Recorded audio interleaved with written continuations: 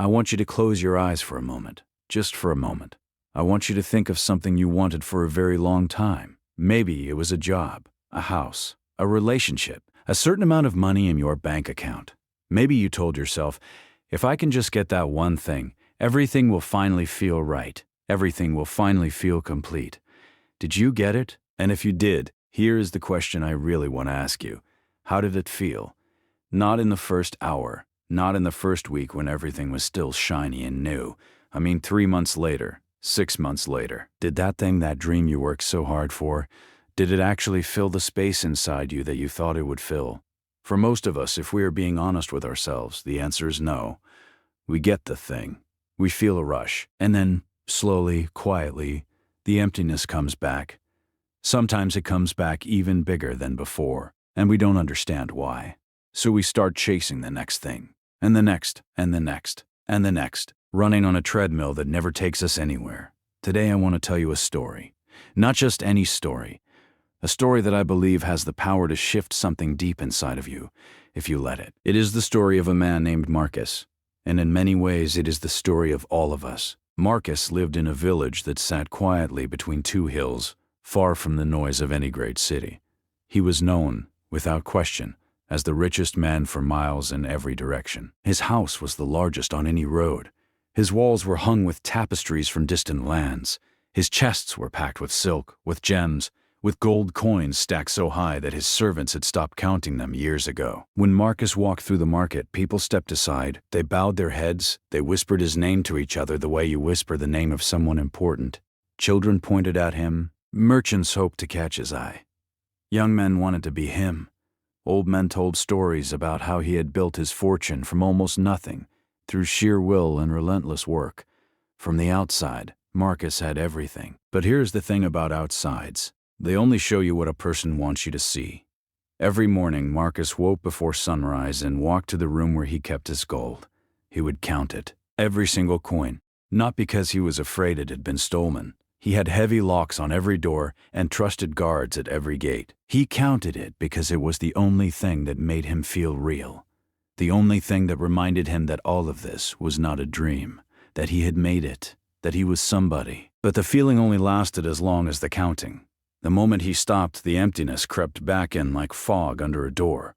Cold, quiet, patient. He had no friends, not real ones. He had people around him constantly, yes. Business partners, servants, admirers.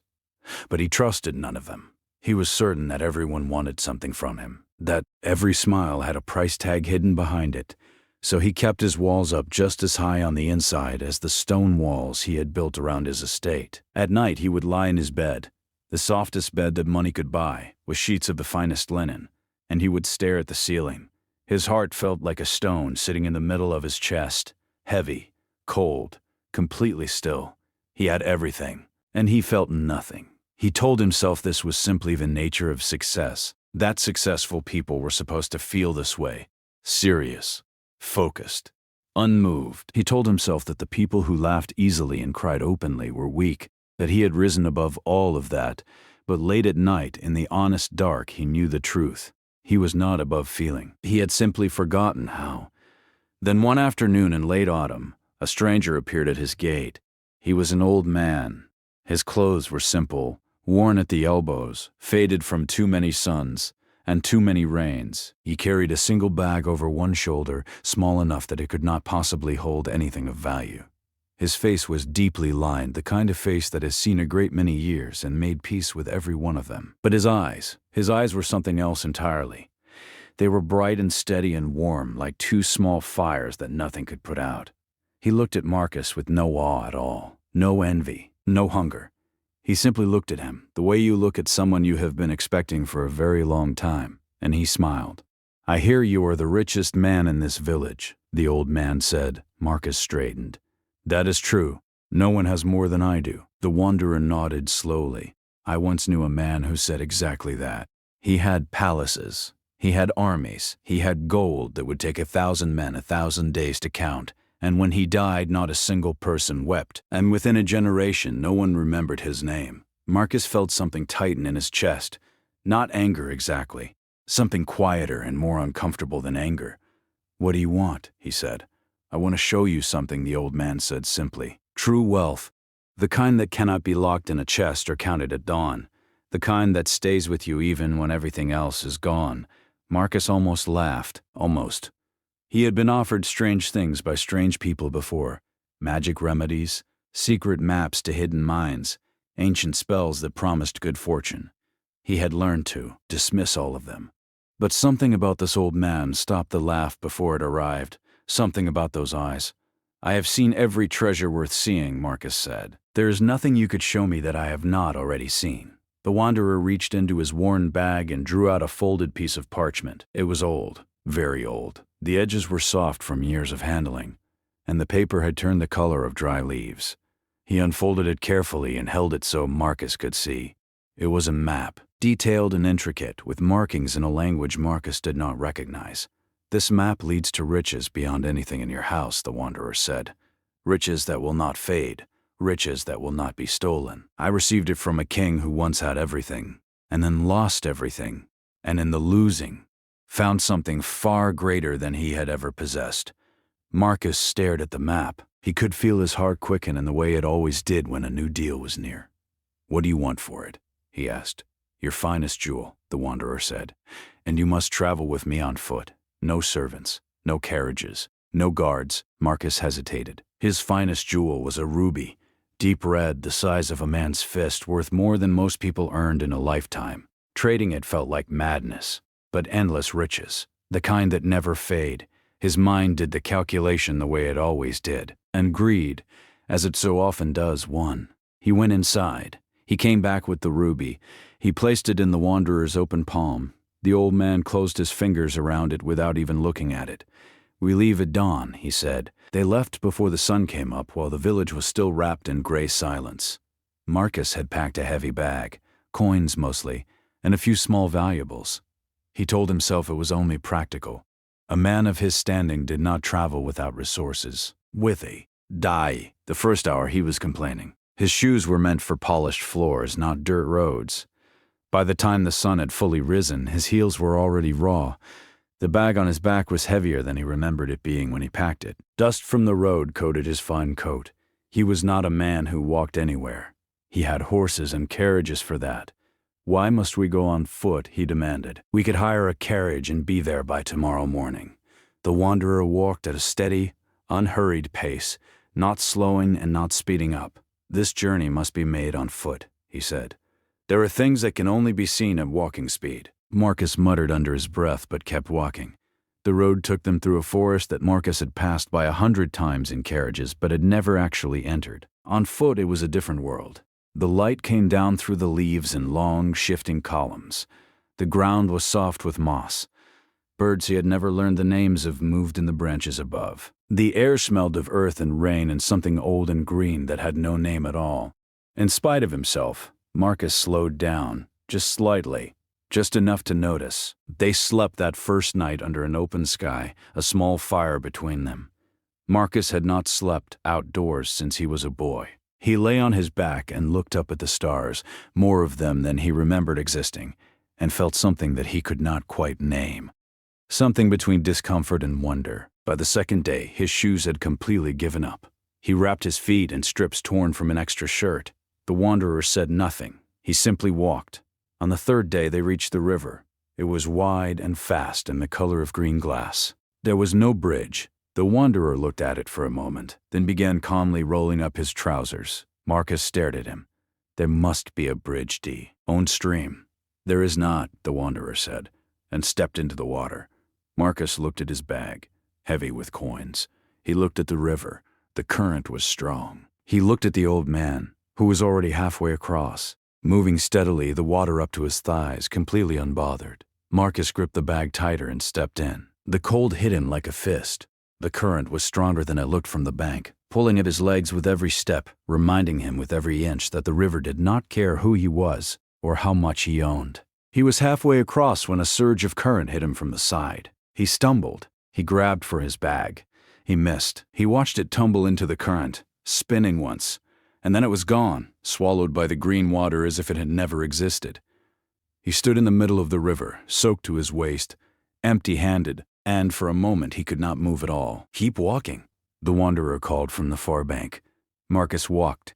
He reached the far bank and sat down heavily on a rock. He was shaking. Half his coins gone, just like that, just like water. He had worked years for that money, and the river had taken it in seconds without any drama at all. He sat there waiting to feel devastated.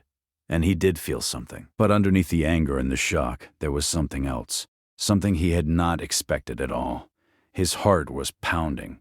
His skin was alive. Every nerve in his body was awake and paying attention. He felt, and this was the strange part, he felt completely, unmistakably alive. They walked for 3 more days. The landscape changed around them. Open fields, then low hills, then a valley so green it almost hurt to look at. Marcus stopped complaining.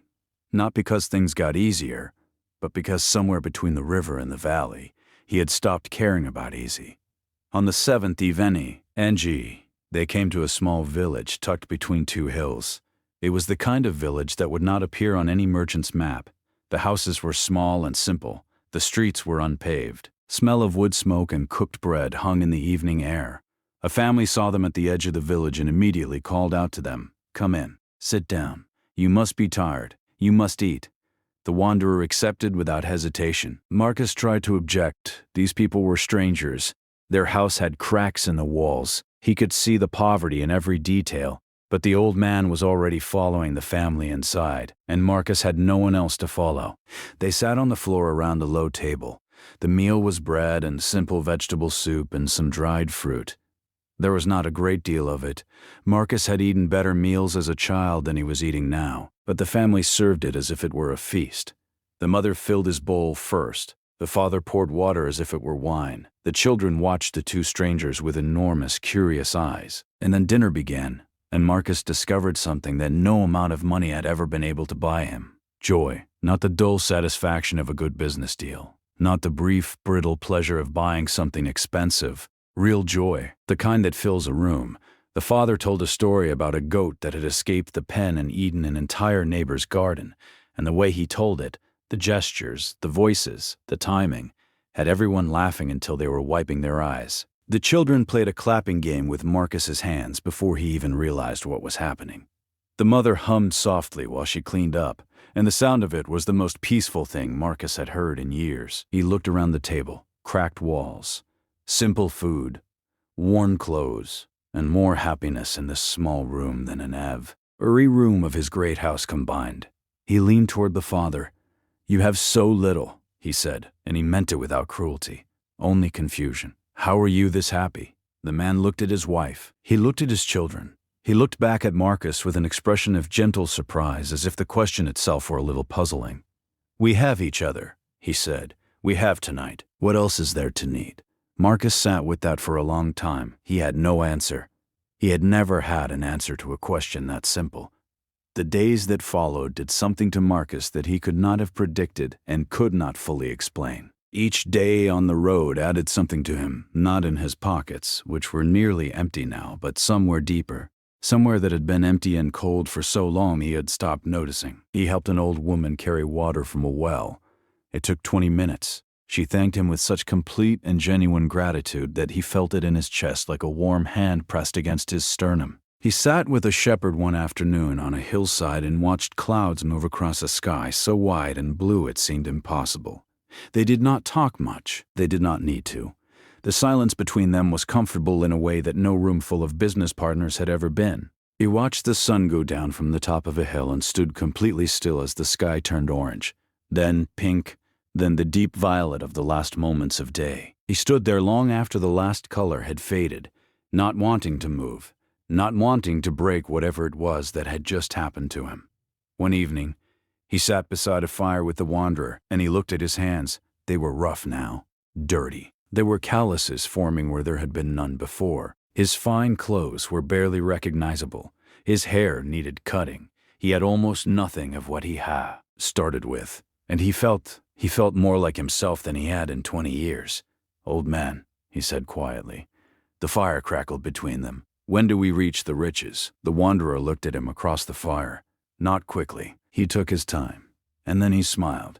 Not the polite, careful smile of a man who wants something from you, but the real smile of someone who genuinely sees you. "Soon, my friend," he said. "Very soon." The next morning they climbed. The path wound up the face of a mountain that Marcus had seen on the horizon for 2 days. Up close it was steeper than it looked. His legs burned. His lungs worked harder than they had in years. The wanderer climbed ahead of him, steady and unhurried as always. Near the summit, the wanderer stopped at what looked like a crack in the rock, a narrow opening barely wide enough for a man to pass through. He lit a small lantern from his bag, held it up, and stepped inside. Marcus followed. The passage was dark and close. Rock pressed in from both sides. Marcus could hear his own breathing. He could hear his own heartbeat. And then, after perhaps 50 steps, the passage opened. The chamber was large.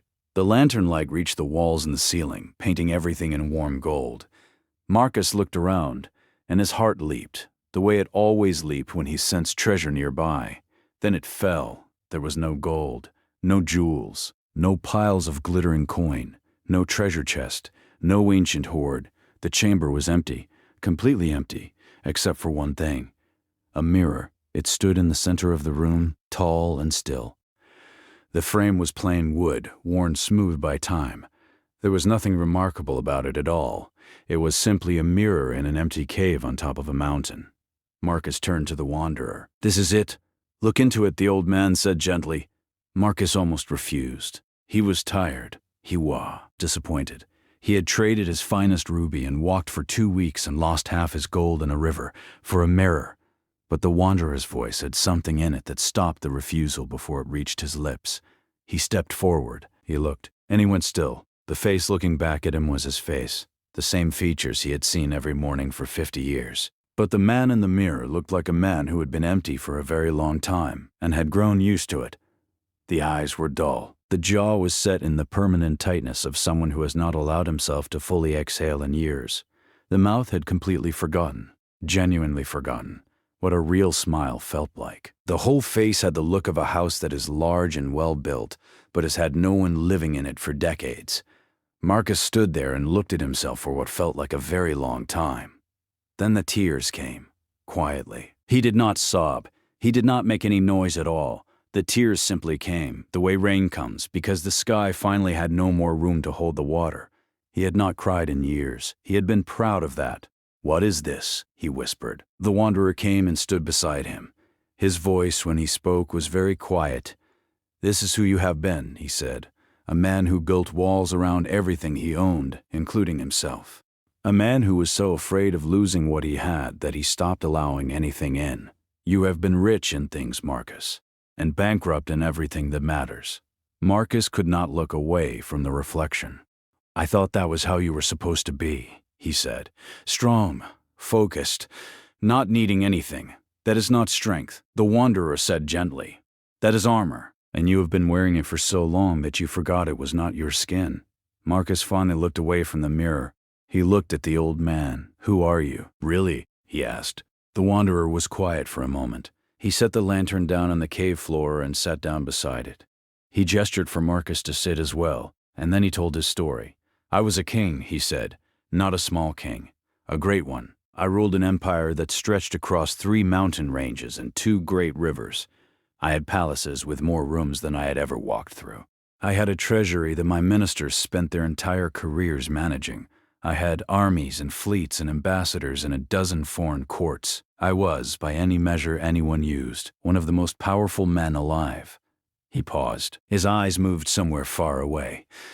"And I was exactly where you are. I counted what I owned. I trusted no one. I felt nothing. I told myself I was above feeling. I was a king. What did I have to feel?" He picked up a small stone from the cave floor and turned it in his fingers. Then war came. It came from a direction I had not expected, not from outside my borders, but from within.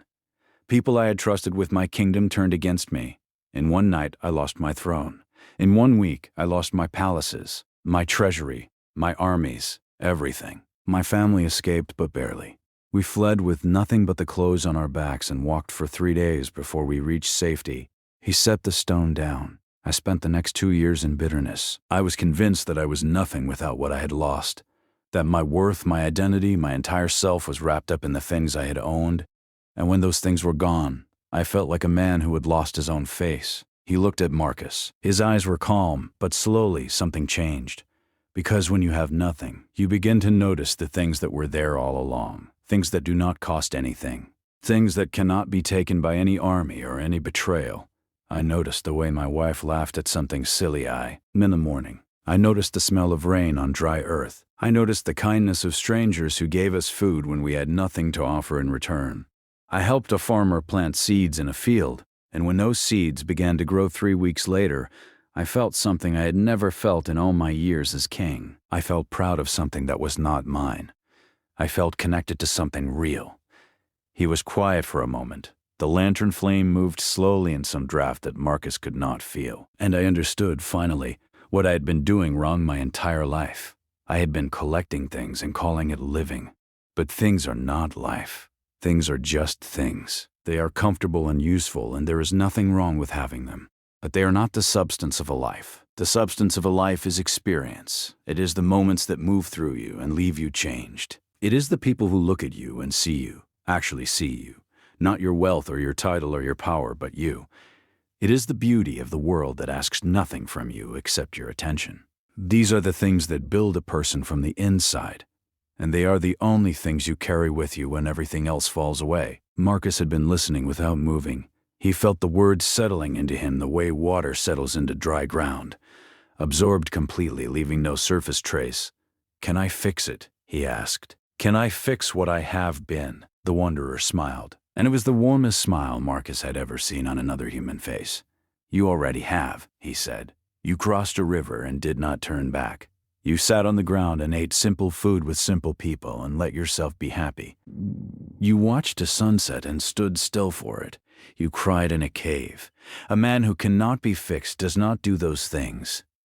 Marcus looked at the mirror one more time. The face looking back still looked tired, still looked like a man who had been carrying something heavy for a very long time. But the eyes were a little different now. There was something in them, small but unmistakable. Something alive. He turned to thank the wanderer. The cave was empty. The wanderer was gone, as quietly and completely as if he had simply stepped out of the world. The only sign that he had ever been there at all was the lantern, sitting on the stone floor, its flame still steady and warm. Marcus stood alone in the chamber for a long time. Then he picked up the lantern and walked out of the cave and into the daylight. The journey home took weeks, but Marcus did not walk it the way he had walked the journey out. Head down, feet hurting, mind fixed on the destination. He walked it the way a man walks when he has finally decided that the path itself is the point. He stopped when things caught his attention. A family of deer standing at the edge of a meadow, watching him without fear.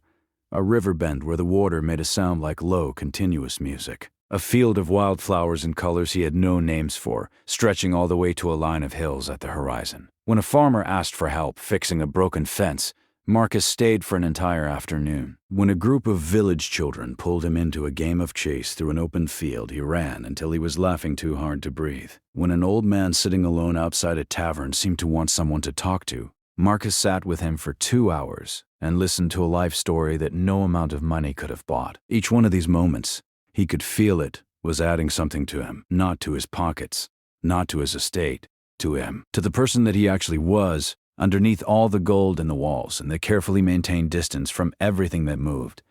When he finally walked back into High's village, the people who saw him did a double take. He looked different, they said to each other. Something about him. His clothes were worn and dusty. His face was weathered. He had lost weight. But his eyes were not the same eyes he had left with. These eyes paid attention to things. These eyes looked at you and actually saw you. He went to his house.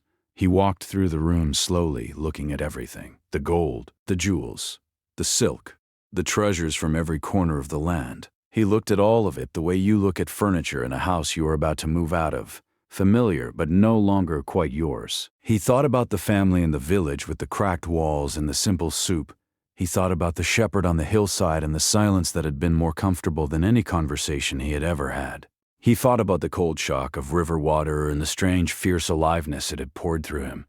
He thought about the sunset that had cracked something open in his chest. He knew what he needed to do, and for the first time in as long as he could remember, he knew it without hesitation. Marcus began to sell his treasures, not in a panic, not in a dramatic gesture, but slowly and thoughtfully, keeping what he needed and releasing what he did not. And with the money, he did the one thing he had never done in 50 years of living. He went out into the world. He traveled to deserts where the silence at night was so complete that he could hear his own heartbeat.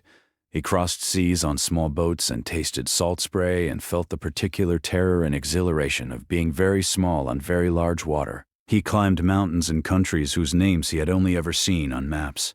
He learned fragments of new languages. Enough to say thank you, enough to say your food is delicious, enough to make a child in a foreign ville laugh. He danced at weddings for people he had met 2 days before and would never see again. He sat at bedsides at the end of lives and held hands with people who needed a hand to hold. He helped plant crops and build walls and carry stones. He watched babies take their first steps and watched very old people take their last breaths.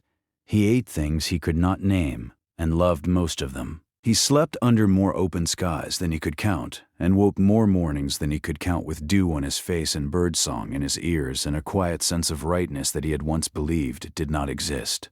Years passed. His hair turned white. His face gathered lines the way a life well lived always does.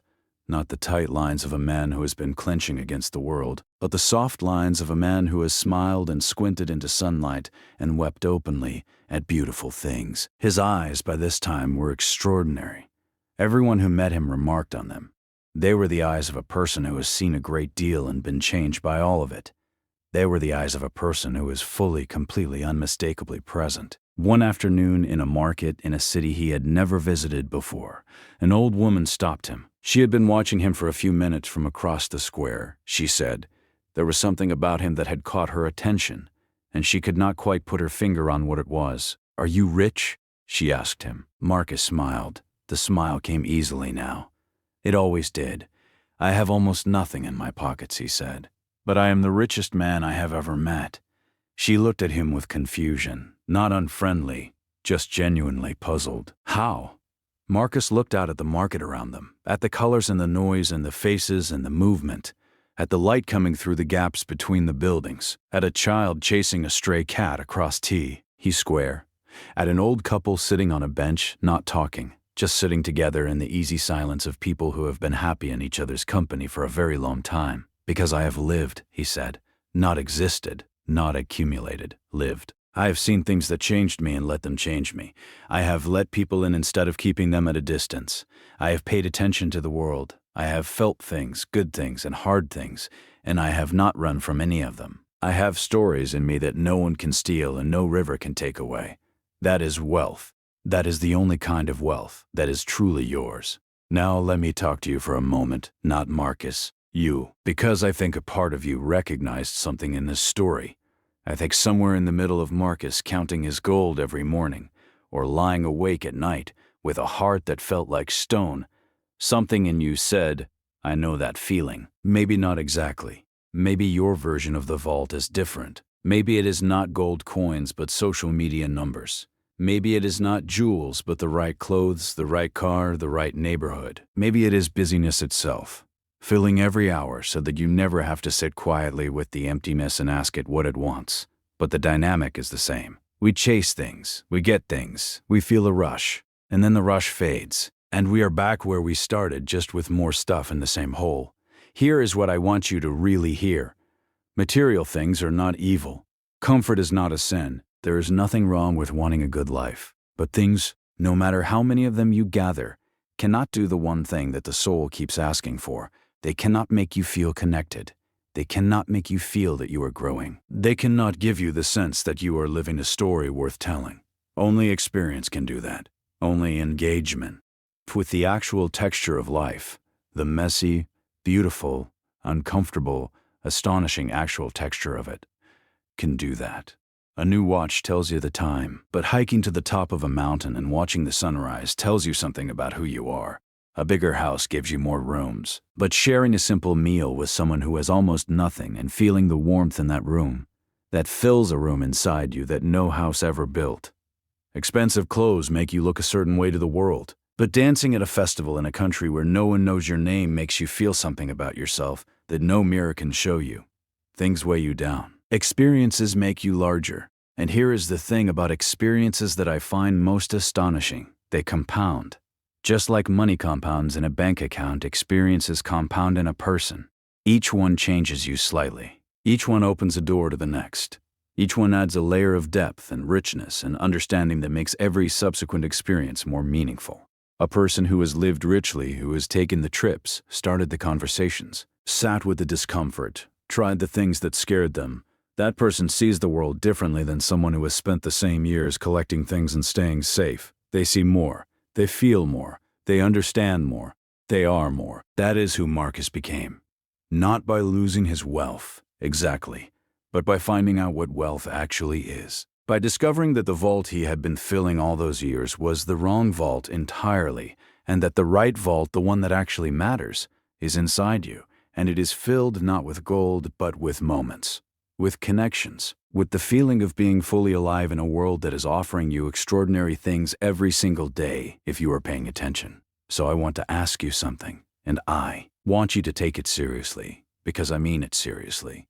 What is the river you have been avoiding crossing? What is the experience you have been putting off until the conditions are more convenient, until you have more money, until you have more time, until life settles down into whatever shape you imagine it needs to be before you are allowed to actually live it? What is the door you have been standing in front of with your hand almost on the handle for months or years or decades? Because I want to tell you something that the wanderer told Marcus in that cave, in different words. The time is now, not later, not when you are ready. Not when everything is perfectly aligned. The world is asking for your attention right now, in this moment with this life you actually have.